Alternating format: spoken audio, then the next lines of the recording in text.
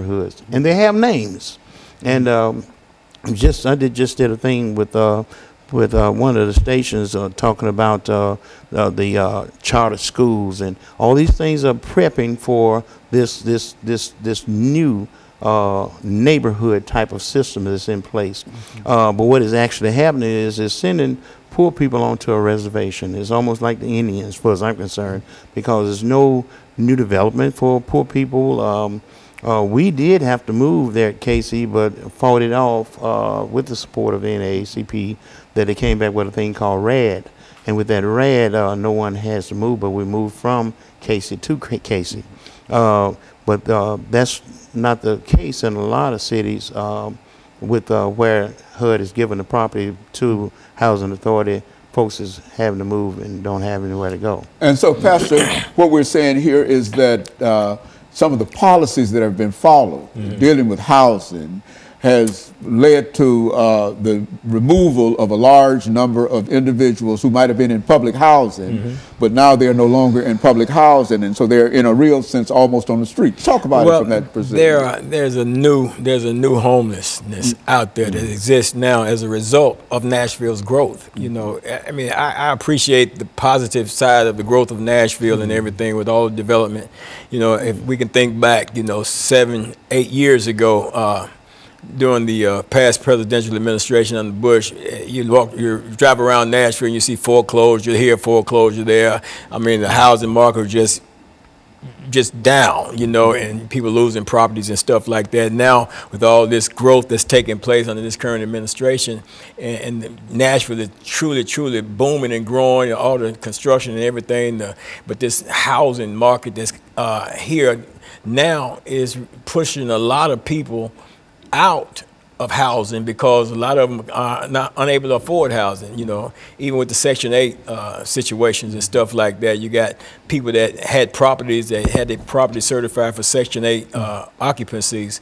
Now that all this growth is taking place, some of these homeowners are taking money, as Mr. Zirker had alluded to earlier in our conversation before, and taking monies and renovated their properties, what I'm trying to say.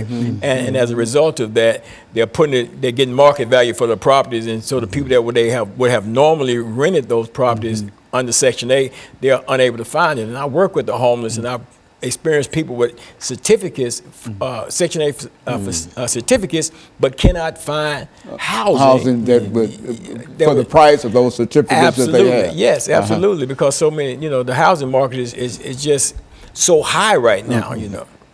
Is it good to say, I mean, can we say that most poor individuals in town have been priced out of housing, and therefore they're almost homeless? Oh yeah, absolutely. Yes, they're been priced out of housing, they're almost homeless, and some of them are homeless. You know, you get calls, man, from where I work at, you know, a woman and her children and stuff looking for somewhere to go. She's got a job, but she can no longer afford to stay in the place that she is in, because the landlords are seeing the rise in the market value for rentals, and they're raising these rents up to the level where people cannot pay them. And then you've got people that's coming in from bigger cities and stuff like that, that's used to paying high dollar rents, and then the rents they paying here, they're actually saving money. Whereas we're looking at it, man, this is an escalation in the cost of rentals in Nashville, but these people are coming here renting because they're actually saving money, whereas we're seeing it, that the prices, and it's pricing other people out. Okay, and we're going to have, we got 30 seconds in this particular segment. But when we come back, Mr. Zirker, what we want to do is look at some of the proposed solutions to some of the issues that we have, and we'll have 10 minutes to deal with that. But we're going to start with you, and anything that you have or your knowledge in terms of how we might be able to deal with that, this is when we want that information to come out. And we'll be back with our audience following this very, very short commercial break.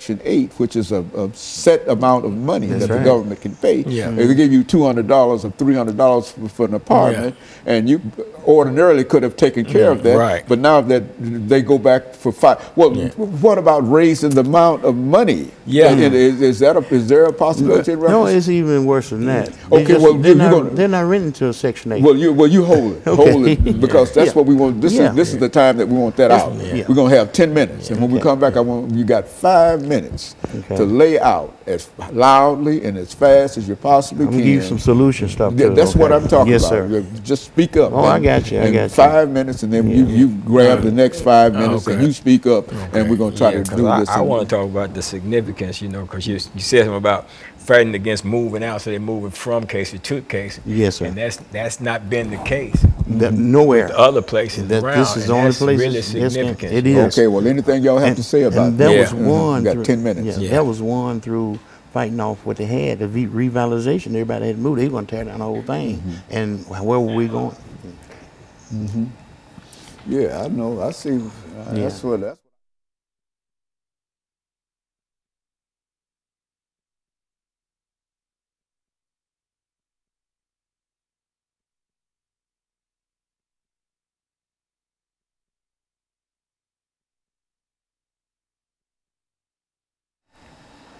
Thank you, and welcome back to the final segment of the show today. We're talking about the growth of Nashville and how the housing population in Nashville. And Mr. Zirker, let's see if we can talk in terms of some of the solutions, in terms of some of the issues that we've already talked about. How do you see it from your perspective? Good. Well, this is a booming town. This is an it city. The revision of this city with all the major developments is here. They have a 25-year plan. The East Bank in itself, they're talking about 12,000 units. This is a whole lot of major development. There's no, if you look at the builders, the contractors, the construction workers, you don't see certain folk out there that are carpenters, plumbers, roofers, bricklayers, all the things that it take to build a house. You go around this town and you'll see that there's discriminatory faces. When I was coming up, they had high schools where it was, you came to school mandatory, but you could go to shop. You could learn how to be a plumber, learn how to do these other things. One of the solutions